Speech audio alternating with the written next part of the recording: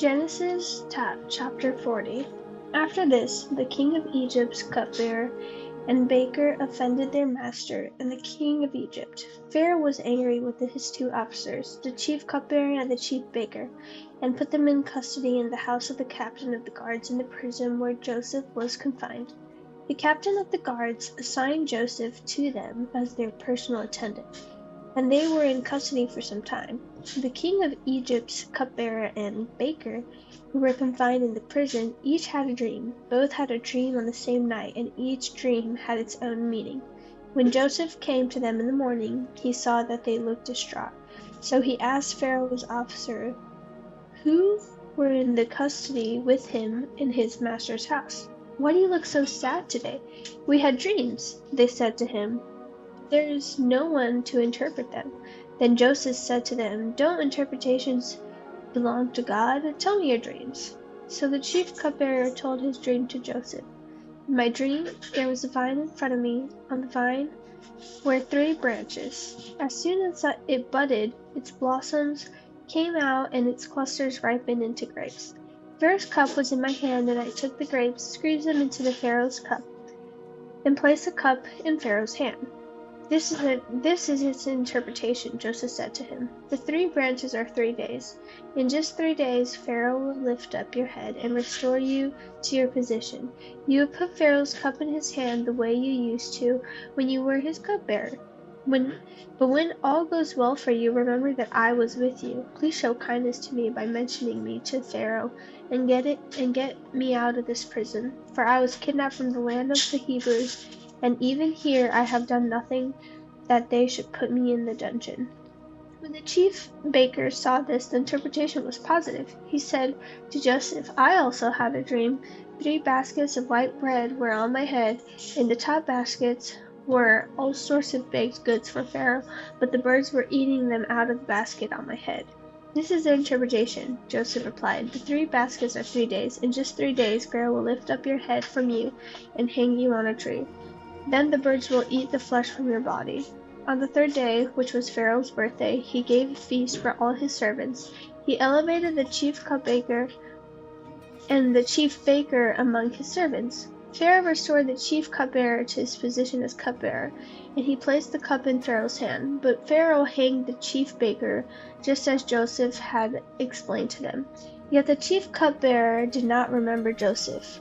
He forgot him. Genesis chapter 41. At the end of 2 years, Pharaoh had a dream. He was standing beside the Nile when 7 healthy-looking, well-fed cows came up from the Nile and began to graze among the reeds.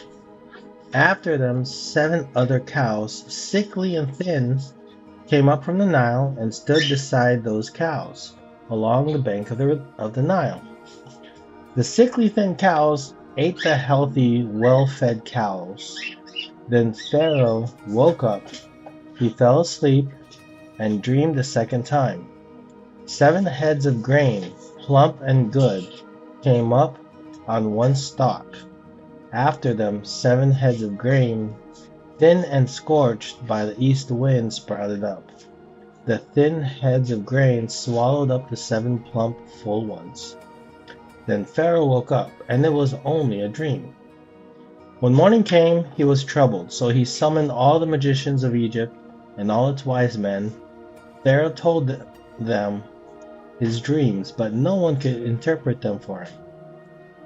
Then the chief cupbearer said to Pharaoh, "Today I remember my faults." Pharaoh was angry with his servants, and he put me and the chef baker in the custody of the captain of the guards. He and I had dreams on the same night. Each dream had its own meaning. Now a young Hebrew, a slave of the captain of the guards, was with us there.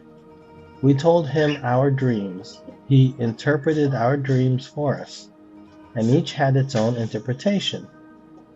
It turned out just the way he interpreted them to us. I was restored to my position, and the other man was hanged. Then Pharaoh sent for Joseph, and they came quickly through him from the dungeon. He shaved, changed his clothes, and went to Pharaoh.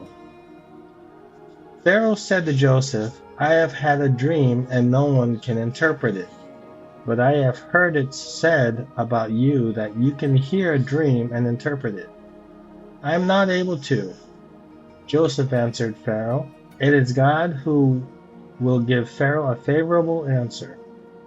So Pharaoh said to Joseph, In my dream, I was standing on the bank of the Nile, when 7 well-fed, healthy-looking cows came up from the Nile and grazed among the reeds.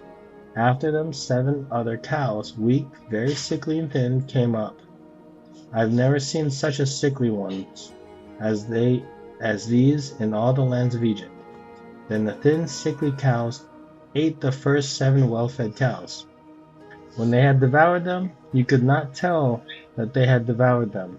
Their appearance was as bad as it had been before. Then I woke up. In my dream, I also saw 7 heads of grain, full and good, coming up on one stalk. After them 7 heads of grain, withered, thin and scorched by the east wind, sprouted up. The thin heads of grain swallowed the 7 good ones. I told this to the magicians, but no one can tell me what it means. Then Joseph said to Pharaoh, Pharaoh's dreams mean the same thing. God has revealed to Pharaoh what he is about to do.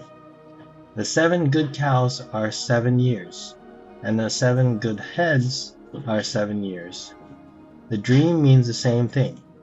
The 7 thin, sickly cows that came up after them are 7 years, and the 7 worthless heads of grain scorched by the east winds are 7 years of famine. It is just as I told Pharaoh. God has shown Pharaoh what he is about to do. 7 years of great abundance are coming throughout the land of Egypt. After them, 7 years of famine will take place, and all the abundance in the land of Egypt will be forgotten. The famine will devastate the land. The abundance in the land will not be remembered because of the famine that follows it. For the famine will be very severe. Since the dream was given twice to Pharaoh, it means that the matter has been determined by God, and he will carry it out soon. So now, let Pharaoh look for a discerning and wise man and set him over the land of Egypt. Let Pharaoh do this. Let him appoint overseers over the land and take 1/5 of the harvest of the land of Egypt during the 7 years of abundance. Let them gather all the excess food during these good years that are coming, under Pharaoh's authority. Store the grain in the cities so they may preserve it as food. The food will be reserved for the land during the 7 years of famine that will take place in the land of Egypt. Then the country will not be wiped out by the famine. The proposal pleased Pharaoh and all his servants, and he said to them, Can we find anyone like this, a man who has God's Spirit in him? So Pharaoh said to Joseph, Since God has made all this known to you, there is no one as discerning and wise as you are. You will be over my house, and all my people will obey your commands. Only I, as king, will be greater than you. Pharaoh also said to Joseph, See, I am placing you over all the land of Egypt. Pharaoh removed his signet ring from his hand and put it on Joseph's hand, clothed him with fine linen garments, and placed a gold chain around his neck. He had Joseph ride in his 2nd chariot, and servants called out before him, Make way! So he placed him over the land of Egypt. Pharaoh said to Joseph, I am Pharaoh, and no one will be able to raise his hand or foot in all the land of Egypt without your permission. Pharaoh gave Joseph the name Zephanath-Paneah and gave him a wife, Asenath, daughter of Potiphar, priest at On, and Joseph went throughout the land of Egypt. Joseph was 30 years old when he entered the service of Pharaoh, king of Egypt. Joseph left Pharaoh's presence and traveled throughout the land of Egypt. During the 7 years of abundance, the land produced outstanding harvests. Joseph gathered all the excess food in the land of Egypt during the 7 years and put it in the cities. He put the food in every city from the field around it. So Joseph stored up grain in such abundance like the sand of the sea, that he stopped measuring it because it was beyond measure. 2 sons were born to Joseph before the year of famine arrived. Asenath, daughter of Potiphera, priest at On, bore them to him. Joseph named the firstborn Manasseh, and said, God has made me forget all my hardship and my whole family. And the second son he named Ephraim, and said, God has made me fruitful in the land of my affliction.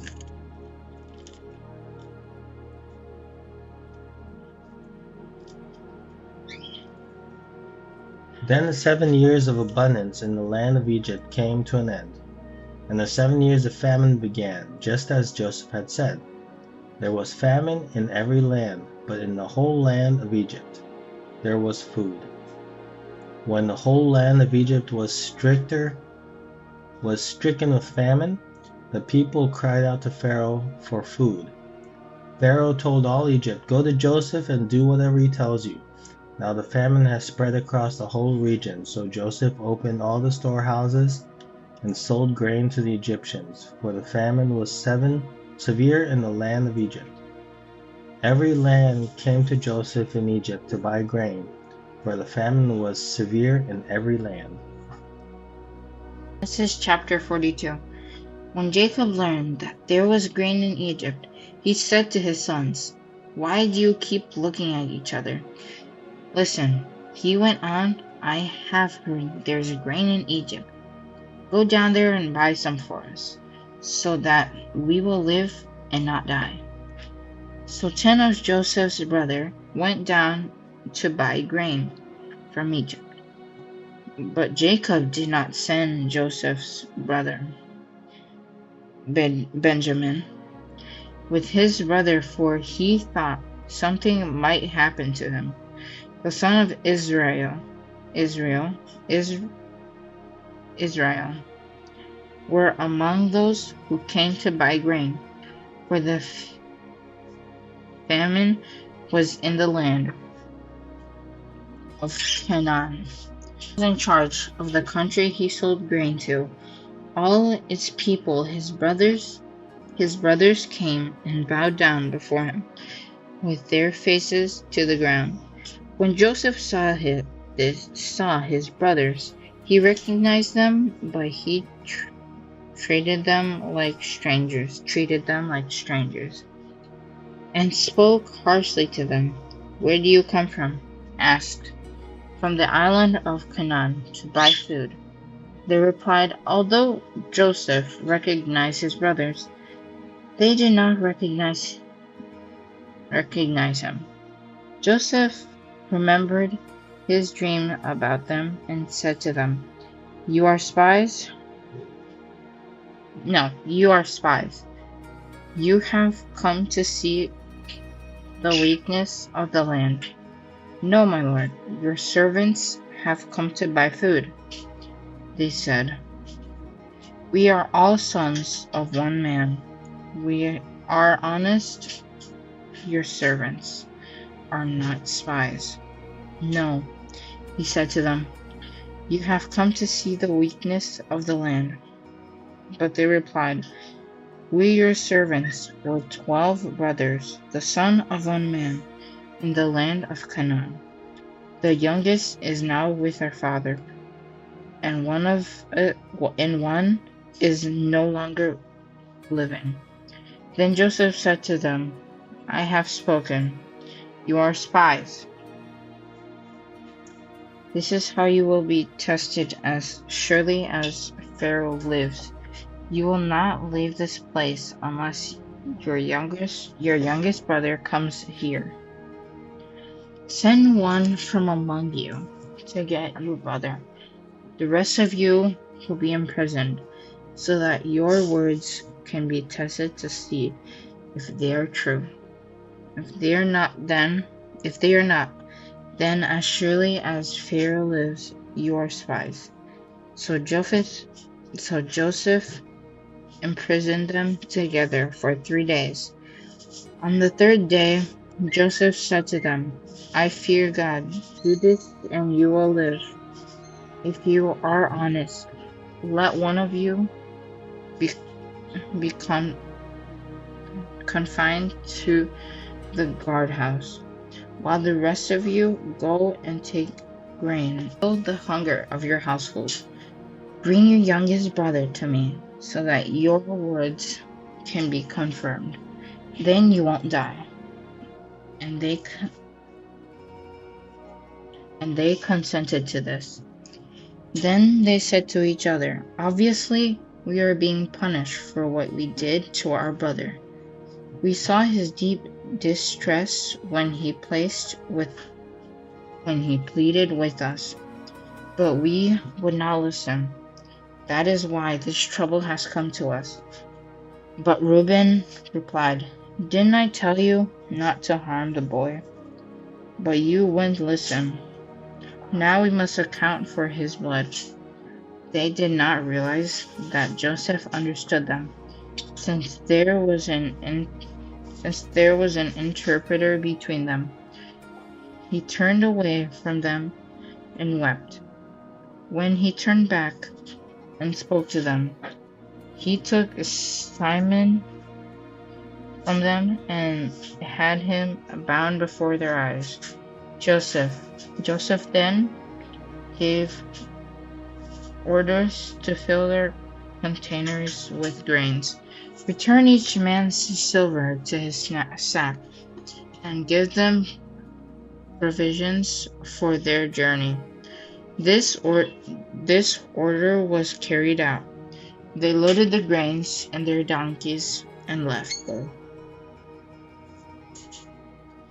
At the place where they lodged for the night, one of them opened his sack feed for his donkey, and he saw his silver there on top of the bag. He said to his brothers, My silver has been returned. It's here in my bag. Their hearts sank, trembling. They turned to one another and said, What has God done to us? When they reached their father Jacob in the land of Canaan, they told him all that had happened to them. The man who is the Lord of the country spoke harshly to us and accused us of spying in the country. But we told him, We are honest and not spies. We were 12 brothers, sons of the same father. One is no longer living, and the youngest is now with our father in the land of Canaan. The man who was the Lord of the country said to us, This is how I will know if you are honest. Leave one brother with me. Take food to reveal the hunger of your household, and go. Bring back your youngest brother to me, and I will know that you are not spies, but honest men. I will then give your brother back to you, and you can trade in the country. As they began emptying their sacks, there in each man's sack was his bag of silver. When they and their father saw their bags of silver, they were afraid. Their father Jacob said to them, It's me that you make childless. Joseph is gone and Simon is gone. Now you want to take Benjamin? Everything happens to me. Then Reuben said to his father, You can kill my 2 sons if I don't bring him back to you. Put him in my care, and I will return him to you. But Jacob answered, My son will not go down with you, for his brother is dead, and he alone is left. If anything happens to him on your journey, you will bring my gray hair down to Sheol in sorrow.